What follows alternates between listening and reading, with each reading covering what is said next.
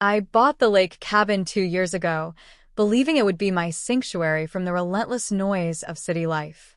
Perched at the edge of Lake Alderwood, it had the sort of quiet that felt almost sacred, pines swaying in slow rhythm, water lapping against the dock, and loons calling at dusk. The neighborhood was small, only 36 homes, most of them vacation retreats, and bound together by a homeowners association. At first, the HOA seemed harmless, just a way to keep the roads plowed in winter and the lawns neat in summer. That illusion lasted exactly 3 days, until I met Karen. Karen was the HOA president, and she carried the title like a badge of royalty. She had meticulously styled blonde hair, a voice that could slice through conversation, and an uncanny ability to turn a greeting into a reprimand. The first time she approached me, she carried a thick binder with HOA guidelines, embossed in gold letters. She handed it over as though she were granting me access to sacred scripture. "Welcome," she said, smiling with her mouth but not her eyes. "We take our rules seriously here. Please read this thoroughly. Every page." I assured her I would. I didn't. In the months that followed, I learned Karen's presence was like the weather, impossible to control, occasionally tolerable, and often ruinous. She had opinions on everything: the shade of paint on my shutters, the length of my hedges, even the pattern of my doormat. If she wasn't delivering a warning note to my mailbox, she was sending me emails with subject lines like "compliance concern." Most of the time, I complied. Not because I agreed, but because I came to the cabin to relax, not to wage battles over hedge height. I lived in the city during the week, so avoiding friction felt easier than fighting. Winter came, blanketing the neighborhood in silence. The lake froze solid, and most cabins, including mine, stood empty for months. I didn't see Karen until spring thawed both the ice and her social energy. It was early April when she appeared again. I was repairing a loose board on my dock when her shadow fell across the wood. She wore oversized sunglasses that reflected the sunlight off the water and, somehow, made her expression even more unreadable. "You know," she began, her tone as casual as a rehearsed speech, "I've been meaning to ask, could I borrow your cabin for a night? My sister's flying in next month. We're remodeling our kitchen, so I'd like her to have somewhere comfortable to stay. Just one night." The request caught me off guard. No one had ever asked to borrow my cabin before, least of all Karen. Her tone suggested she was granting me the privilege of helping her. "I don't usually lend it out," I said, keeping my voice polite. "Insurance issues, you know. Liability." "Oh, I'm sure the HOA could approve something like that," she replied smoothly, as if the rules were clay in her hands.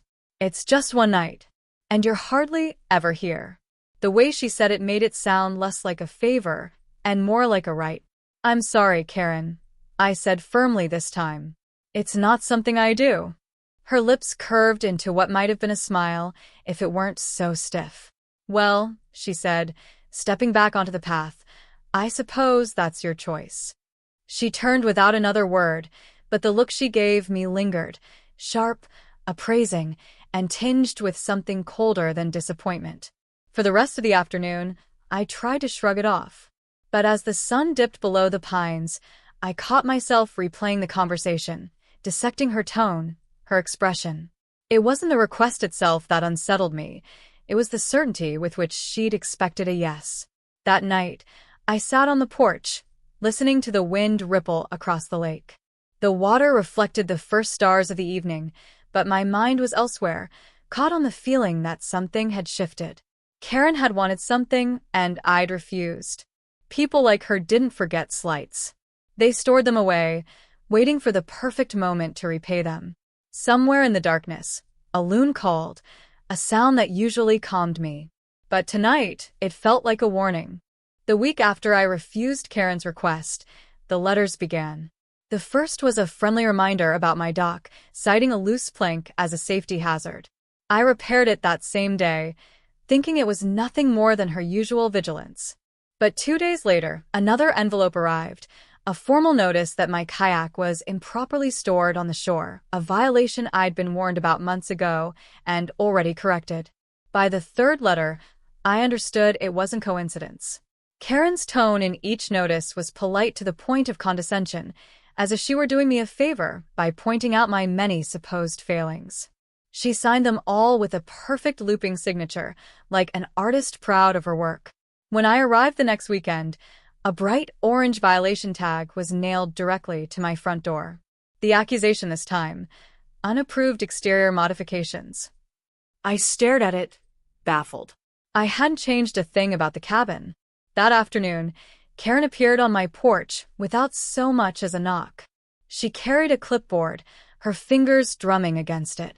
"It's about your porch lights," she explained, her voice honeyed but her eyes sharp.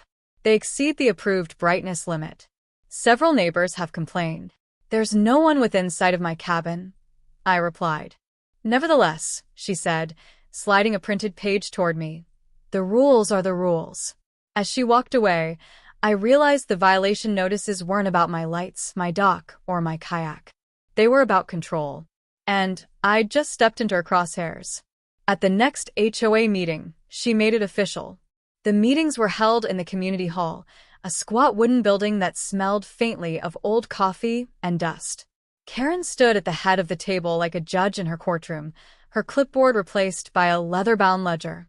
"We need to address certain members' lack of cooperation," she began, her gaze settling on me with surgical precision.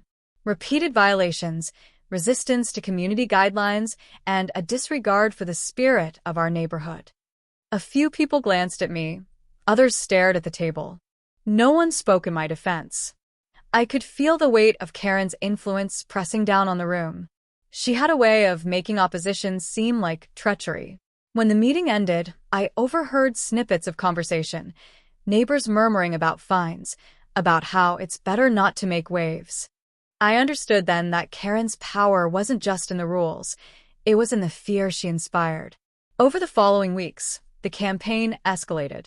I received 3 more violation notices, each one more absurd than the last: failure to maintain aesthetically consistent lawn edging, unapproved garden ornamentation, and, my personal favorite, unsanctioned use of outdoor seating. I began to keep every letter, every notice, in a neat folder. Not out of submission, but because I knew a paper trail could be as sharp as any weapon. Still, the petty harassment wore on me. The cabin, once my place of peace, now felt like a stage where Karen performed her power plays. Even the sound of tires on the gravel road could make me tense, wondering if it was her coming to inspect, to criticize, to find fault. The breaking point came in early July. I had arrived late on a Friday, the air heavy with the smell of pine and distant barbecue smoke. The lake shimmered in the fading light, promising a quiet weekend. I'd just set my bag down when there was a knock at the door, sharp, insistent. Karen stood there, phone in hand, her smile fixed in place. "My sister's here," she said. "We'll be staying in your cabin tonight." I stared at her, certain I'd misheard. "No, you won't." Her smile didn't falter, but the temperature in her eyes dropped. I tried to be reasonable. "It's one night. You're hardly ever here." "And I've told you before, Karen. The answer's no." For a moment, we simply looked at each other, the silence between us more charged than any argument. Then she lifted her phone. "Fine," she said. "I'll let the police handle this." She turned and walked away, her sandals crunching on the gravel, leaving me in the doorway with a sense that the rules of our conflict had just changed. I didn't yet know how far she was willing to go, but I was about to find out. At first, I thought Karen was bluffing. Calling the police over my refusal to let her stay in my cabin seemed too absurd even for her. 15 minutes later, I heard the crunch of tires on gravel. 2 sheriff's deputies stepped out of a white SUV, their uniforms crisp, their expressions neutral. "Evening," the taller one said, approaching my porch. "We got a report of unauthorized occupancy and possible trespassing." I blinked. "I'm the owner," I said, pulling my wallet from my pocket. "This is my cabin." The shorter deputy glanced at the paperwork I handed over, property deed, driver's license, everything matching. His eyes flicked toward Karen, who stood a few yards away at the end of my driveway, arms folded, her mouth curved in a smirk that didn't belong in a situation like this. She claims she has permission to be here, the taller deputy said. She doesn't, I replied. My voice was steady, but inside I was burning. The deputies exchanged a quick look, then returned my documents. Seems like a civil matter, the taller one said. Not something we can enforce. They left without issuing any citations, but the damage was done. The scene had played out in full view of several neighbors. Curtains twitched, doors opened just enough for curious faces to peer out. Karen lingered long enough to meet my gaze across the gravel, then turned on her heel and walked away, as if she'd won something. That night, I sat on the porch, the lake spread out before me like a mirror reflecting my frustration. The humiliation of having police called to my own property gnawed at me, but beneath that was something colder. Resolve. Karen had crossed a line.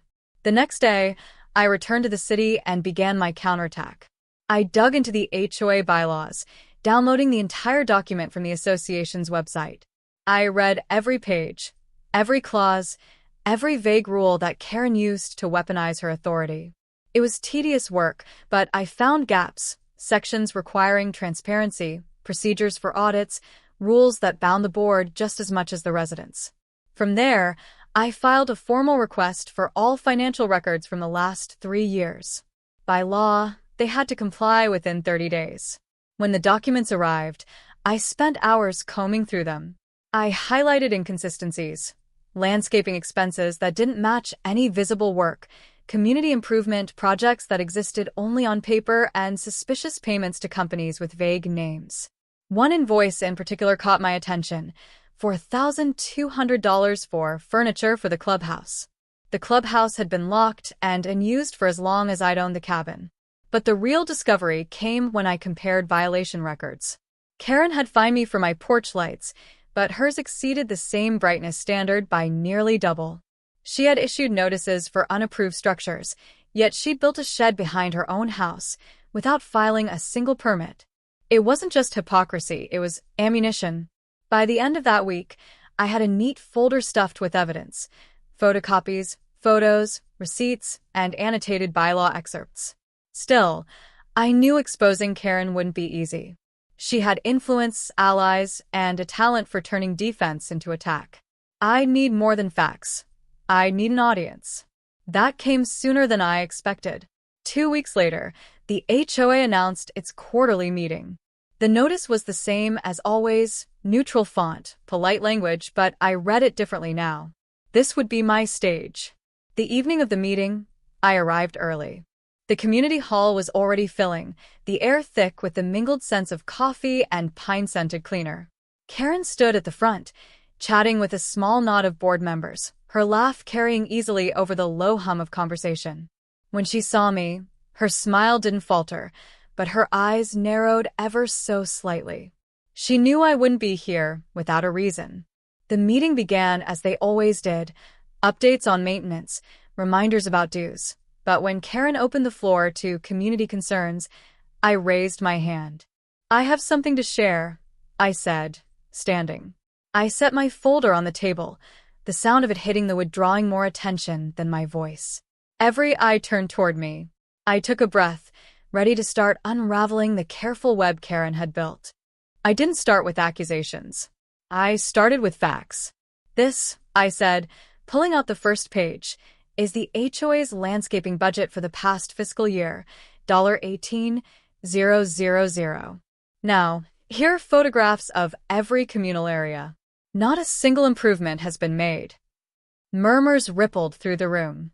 Karen kept her expression neutral, but I noticed her fingers tightening around the pen she held. I moved to the next page. This invoice is for $4,200, furniture for the clubhouse. But as most of you know, the clubhouse has been locked for over 2 years. I unlocked it last week. I held up a photograph of the dust-covered interior, bare except for 2 broken folding chairs. The murmurs grew louder. Someone in the back let out a sharp laugh. Karen finally spoke. You're misinterpreting the records. Those funds were reallocated. Without a board vote. I cut in, sliding forward a copy of the bylaws. Page 34. Section 7. Reallocation of funds requires a majority approval from the board and notification of all members. Neither happened. Her mouth tightened. I continued. I've also been fined repeatedly for minor violations. Bright porch lights. Improper storage. But these are photographs of your property, taken last week. Your porch lights measure nearly twice the allowable brightness. Your shed was built without a permit, and your back deck is painted in a color not listed in the approved palette. The silence that followed was heavier than any argument. Across the table, one of the board members shifted uncomfortably. Is this true, Karen? She tried to recover, but the room had already turned. Neighbors who had stayed silent for months began speaking up. Complaints about arbitrary fines, intimidation, and sudden emergency fees with no explanation. Within 20 minutes, a motion was on the floor to remove her as president. The vote wasn't close. When the result was announced, Karen sat perfectly still, staring at the tabletop as if sheer willpower could undo what had just happened. Then she stood, gathered her papers with mechanical precision, and walked out without looking at anyone. For a moment, no one spoke. Then the room exhaled, as if a storm had passed. The new interim president, a soft-spoken man named Richard, thanked me for my diligence and promised to review all recent fines and expenses. I nodded, but I wasn't interested in gratitude. I'd done what I came to do. Outside, the air felt different, lighter, cleaner. The lake was visible in the distance, its surface catching the last gold of sunset. I walked back to my cabin with the folder under my arm, the crunch of gravel underfoot sounding less like intrusion and more like belonging. Over the next few months, the changes were noticeable. The constant stream of violation notices stopped. HOA meetings became civil, even productive. My neighbors, once wary and withdrawn, began waving when they passed by. Karen's house went up for sale in early autumn. She didn't attend her final HOA meeting, and no one saw her on the day she left. The moving truck came at dawn, and by mid-morning, she was gone. But her shadow lingered. Every so often, I'd hear a story, how she'd taken over a garden club in another town and caused a mass exodus of members, or how she'd filed a dozen noise complaints in a single month against a neighbor's rooster. She hadn't changed. She'd just moved her theater to a new stage. As for me, the cabin finally became what I'd intended it to be, a place of quiet. I fished off the dock in the mornings, read on the porch in the afternoons, and watched the lake turn silver under the moonlight at night. Still, I kept the folder. Not out of fear, Karen was gone, but as a reminder. People like her thrive when no one challenges them, when rules are followed without question, and authority is left unscrutinized. I'd learned that even in a place as peaceful as Lake Alderwood, power can twist into something corrosive if left unchecked. One crisp October evening, as I sat by the water with a mug of coffee, I thought about the night she'd called the cops on me. The memory no longer carried the sting of humiliation. Now it felt like the beginning of the end for her. The lake was calm, the air sharp with the scent of pine, and the only sound was the gentle lap of water against the shore. For the first time in a long time, I wasn't waiting for the knock of authority at my door. But if it ever came again, I'd be ready.